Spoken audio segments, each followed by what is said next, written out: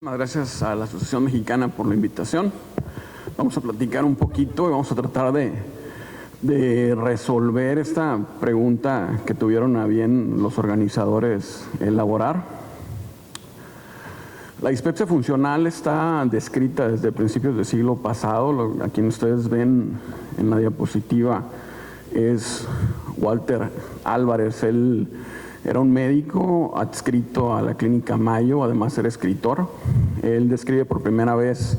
el síndrome de dispepsia funcional, llamado en su momento distensión abdominal histérica o neurótica.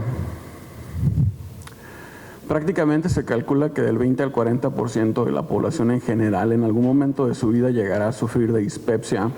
ya sea funcional o no investigada. Asimismo, una vez que debutan con dispepsia, la probabilidad de padecer de síntomas crónicos es elevada. Tenemos estadística en México y sabemos que la prevalencia de los subtipos de dispepsia en México es importante, teniendo en cuenta que tanto el síntoma o los síntomas que se despiertan primordialmente después de comer, como aquellos síntomas que obedecen al síndrome de dolor epigástrico y la dispepsia mixta, son síndromes relativamente frecuentes. Lo que ustedes ven a continuación son los criterios diagnósticos de dispepsia funcional, donde durante los últimos 3 meses el paciente debe tener de manera activa sintomatología molesta, dentro de la cual puede estar la sensación de quedar normalmente lleno después de comer, la saciedad precoz, el dolor o el ardor epigástrico y sobre todo contar con un estudio diagnóstico de estos, una endoscopia del tubo digestivo alto que demuestre que el paciente no tiene enfermedad estructural. Roma subdivide de manera muy elegante la dispepsia funcional en 2 síndromes importantes. El síndrome de malestar postprandial, que es básicamente un síndrome que se caracteriza primordialmente por presentar cuando menos 3 veces a la semana síntomas asociados a malestares como la sensación de llenura o saciedad precoz y en los cuales puede coexistir con otros datos como pudieran ser los eructos y la náusea. El síndrome de dolor epigástrico, en el cual pues basta solamente con padecer cuando menos 1 vez a la semana un síntoma molesto como puede ser el dolor o el ardor epigástrico, en el cual no hay evidencia de enfermedad orgánica, puede coexistir con otras enfermedades como puede ser la enfermedad por reflujo, no se justifica o no tiende a mejorar, por ejemplo, con el paso de gases o con la evacuación, y de ninguna manera el dolor es un dolor que nos sugiera que el paciente pudiera estar padeciendo de un problema de tipo bilipancreático. En relación a la frecuencia con la que se presenta la sintomatología, según sean los tipos de dispepsia funcional, por ejemplo, en dolor epigástrico, aquellos que padecen este síndrome de manera severa, pues sí, el dolor es la característica primordial, pero también padecen un síntoma en especial, el cual es la náusea, el cual tiende a ser un síntoma problemático. En los síntomas en el síndrome de distrés postprandial,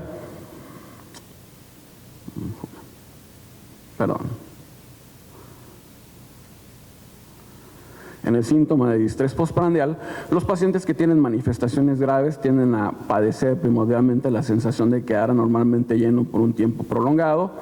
la saciedad precoz primordialmente. En ocasiones no hablamos el mismo idioma como médicos con nuestros pacientes, de tal manera que el grupo de Jan Tak elabora estos pictogramas para de alguna manera facilitar el poder definir la sintomatología que nuestro paciente está padeciendo.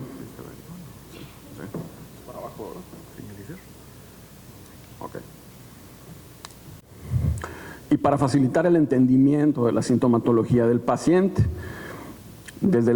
síntomas como la llenura, la sensación de quedar anormalmente lleno, la plenitud, el dolor, el ardor epigástrico,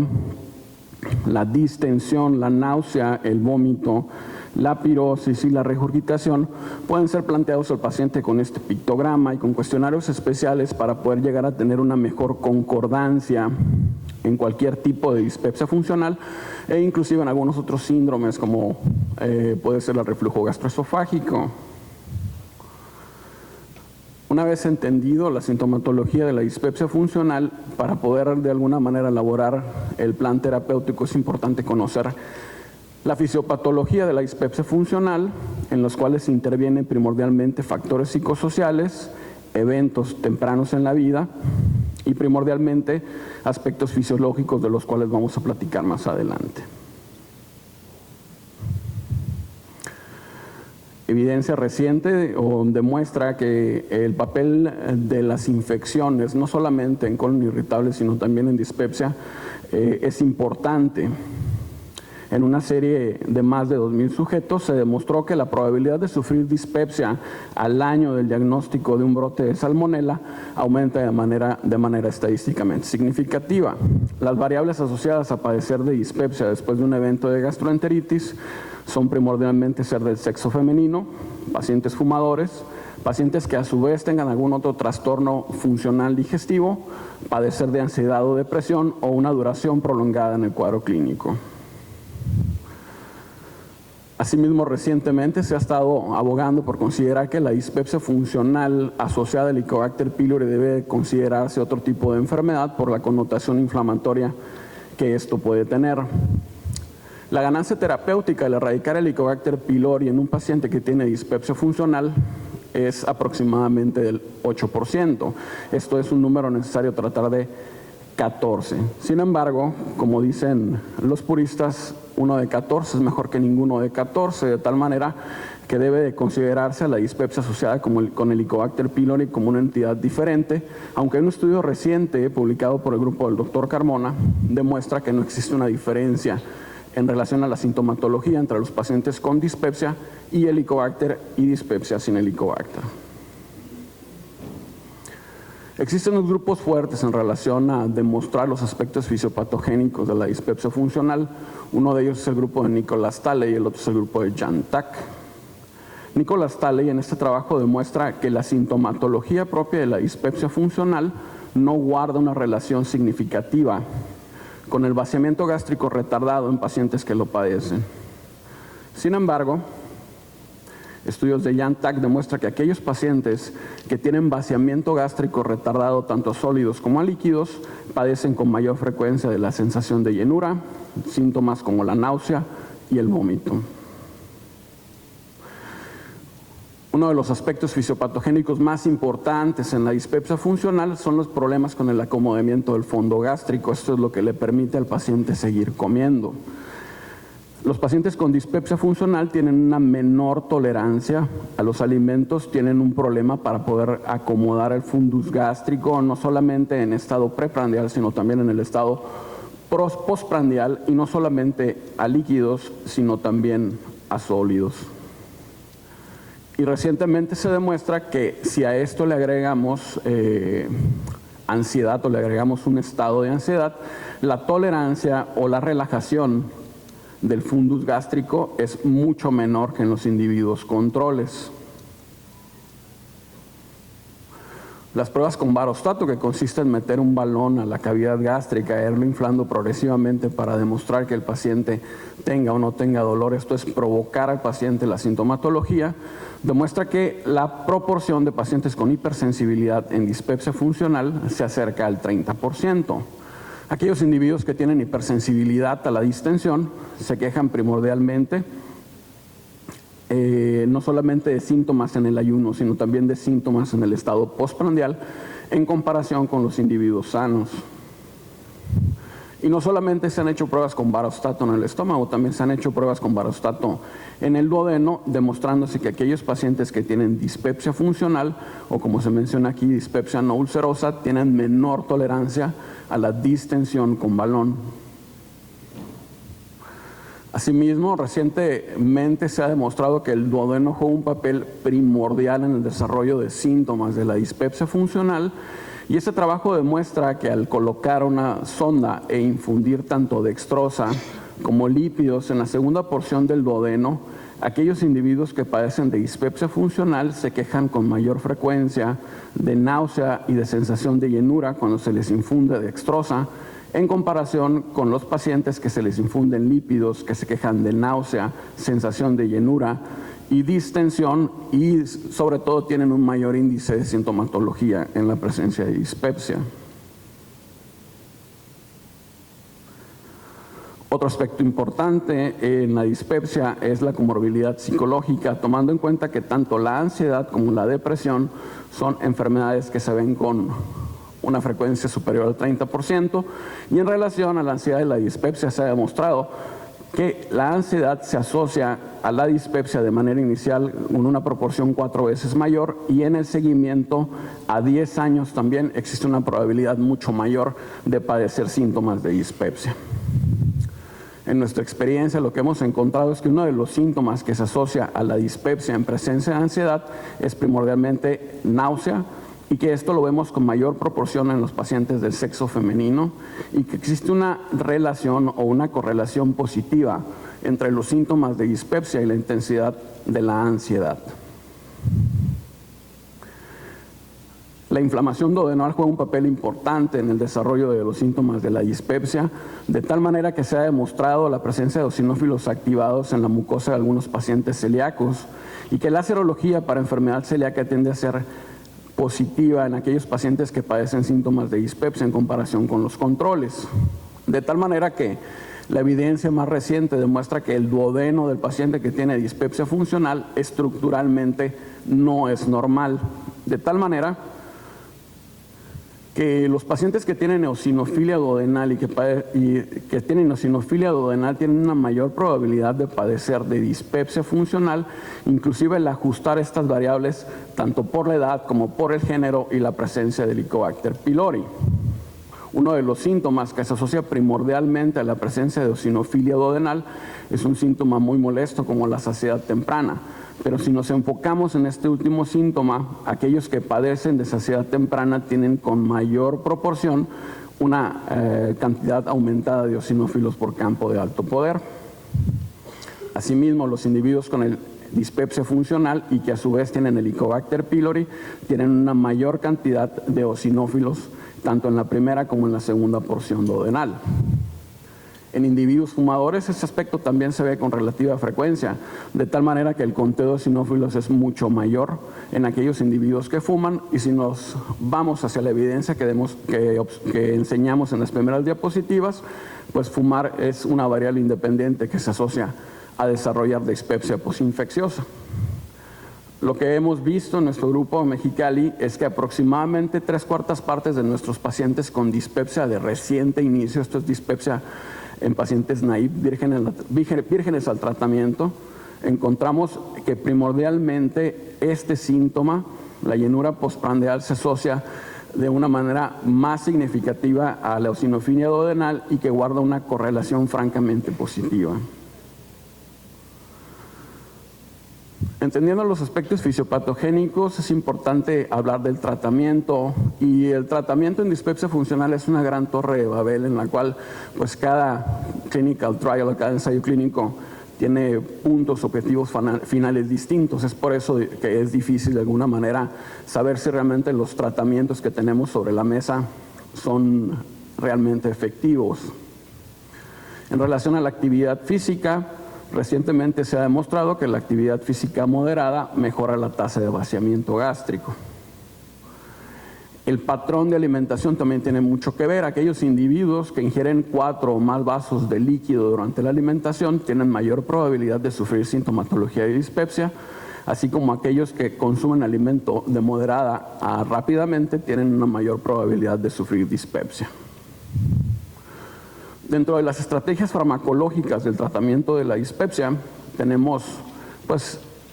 la erradicación del Helicobacter pylori, el cual nos ofrece una ganancia sobre todo a largo plazo, el uso de inhibidores de la bomba de protones, que tiene una intensa pelea con los antagonistas H2, en los cuales las últimas revisiones de Cochrane han demostrado que los anti-H2 son mejores para controlar el dolor que los inhibidores de la bomba de protones.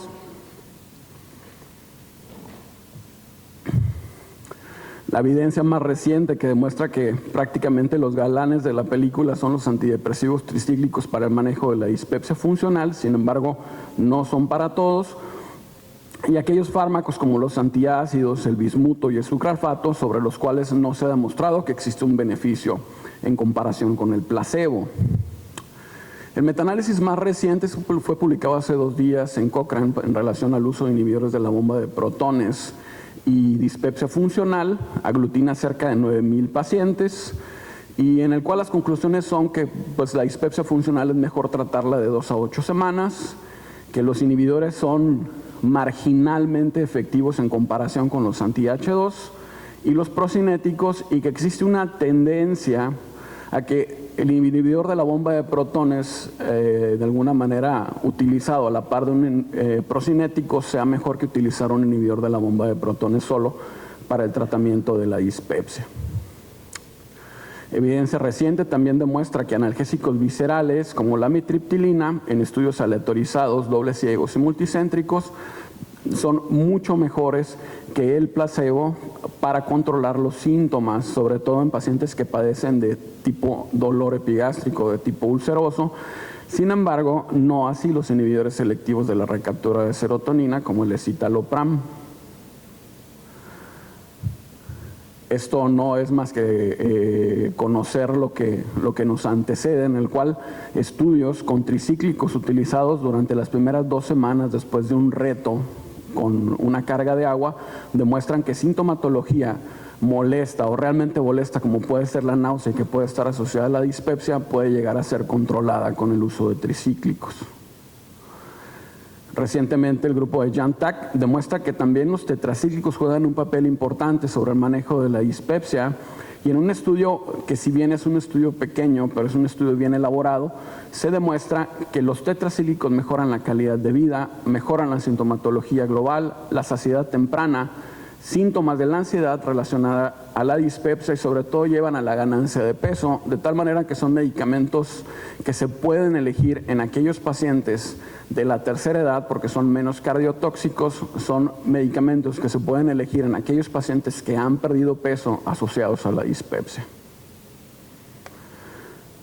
Existe una ganancia significativa de peso, sobre todo a la 8ª semana de tratamiento de la mirtazapina en comparación con el placebo, y en el estudio de carga con un nutriente se demuestra también que la tolerancia al término del tratamiento es mejor al utilizar mirtazapina en comparación con el placebo. Existen algunos otros tratamientos como la cotiamida, que lo que hace es aumentar la liberación de acetilcolina. Esto mejora el vaciamiento y la acomodación del estómago, es mucho mejor a las 8 semanas de tratamiento que el placebo, generando una mejoría global significativa y eliminando 3 de los síntomas más importantes del síndrome de malestar postprandial. No nos olvidemos de un medicamento al que mucha gente pues, le tiene miedo, sobre todo a partir de la bandera roja que la FDA le puso en relación a los eventos cardiovasculares que puede provocar, y ese es el Tegaserot, que es un agonista serotoninérgico tipo 4, mejora el acomodamiento, que es una característica fisiopatogénica primordial en el desarrollo de dispepsia, mejora el vaciamiento y la motilidad, y sobre todo tiene un efecto primordial en aquellos pacientes con sintomatología problemática. Y a propósito de la disbiosis, ese trabajo demuestra que el uso de antibióticos no absorbibles pueden llegar a tener un efecto interesante sobre los eructos y la llenura postprandial en pacientes con dispepsia, primordialmente en mujeres. La dosis que se utilizó en asiáticos es de 1.2 gramos y durante 2 semanas y posterior a ellos, hasta 8 semanas, se demostró que es estadísticamente significativo en relación al control de la sintomatología global. Por último, lo que quiero comentarles es que en relación a dispepsia funcional y subcategorizarlos, es muy común encontrar el traslape de los síntomas. Tenemos desde series de casos que demuestran un traslape en el 66%, otras series que demuestran traslape hasta en la mitad de los pacientes. Esto es padecer ambos tipos de síndromes. Nosotros encontramos en nuestra población que obviamente tener dispepsia funcional, tanto dolor como malestar epigástrico, es mucho más frecuente que tener uno o el otro. Y Nicholas Talley elegantemente dice, pues por fin lo logramos, ¿no? Sabemos que tenemos un dolor, síndrome de malestar postprandial, un síndrome de dolor epigástrico, y podemos subclasificar al paciente. Sin embargo, el grupo de Jan Tak dice lo contrario. Tanto la hipersensibilidad como el vaciamiento la acomodación fúndica en los pacientes que tienen dolor epigástrico, malestar postprandial y traslape de síntomas está en la misma proporción. ¿Qué es lo que quiere decir? Que los hallazgos hacen cuestionable el subdividir la dispepsia funcional en dos grupos, de tal manera que lo que tenemos que llevar a la casa es que la dispepsia funcional es un problema frecuente, que hay nuevos mecanismos como la eosinofilia duodenal y probablemente la disbiosis que están apareciendo sobre la mesa, que lo más importante, más que subdividir en dos grupos a los pacientes, es determinar la presencia de síntomas y sobre todo tratarlos a la medida, de tal manera que la dispepsia funcional duele y no se mueve, pero además se inflama. Muchas gracias.